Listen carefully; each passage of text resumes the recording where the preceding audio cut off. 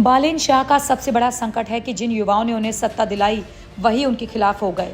2023 में उन्होंने आत्मदाह को राज्य की विफलता कहा था, जो अब उनकी सरकार में हो रहा है। 7 महीने पहले नेपाल की सियासत में एक नया चेहरा आया था, बालेन शाह।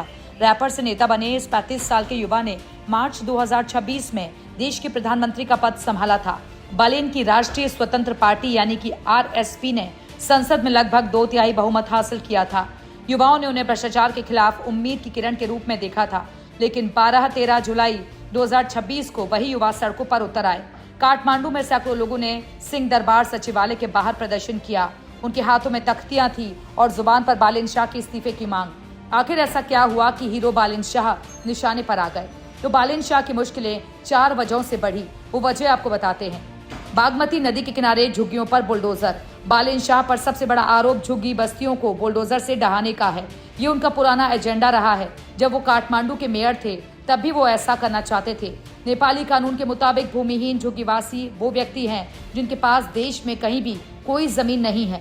2022 में रिपोर्ट्स के मुताबिक काठमांडू घाटी के 3 जिलों में नदियों के किनारे करीब 3466 परिवार रहते थे। बालेन सरकार ने इन झुग्गियों को हटाने के लिए पुलिस और सेना तैनात कर दी। कई लोगों ने खुद ही अपने घर छोड़ दिए, लेकिन बड़ी संख्या में लोग बेघर हो गए। इनमें बुजुर्ग और बच्चे भी शामिल थे। 3 दिन में 3 लोगों ने आत्मदाह किया।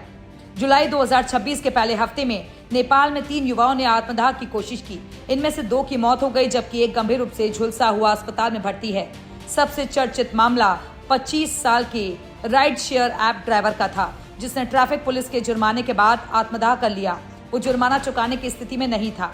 काठमांडू पोस्ट के संपादक विश्वास बराल ने कहा कि जब एक युवक ने आत्मदाह किया है और सड़कों पर तनाव है तो चुप रहना सहानुभूति की कमी माना जा सकता है।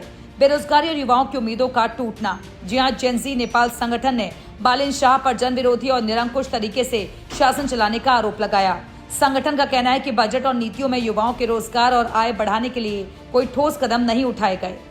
बालेन शाह ने अभी तक कुछ खास बयान भी नहीं दिया और न ही विरोध पर प्रतिक्रिया दी है। विरोधियों के लिए उनकी चुप्पी ही सबसे बड़ी कमजोरी है।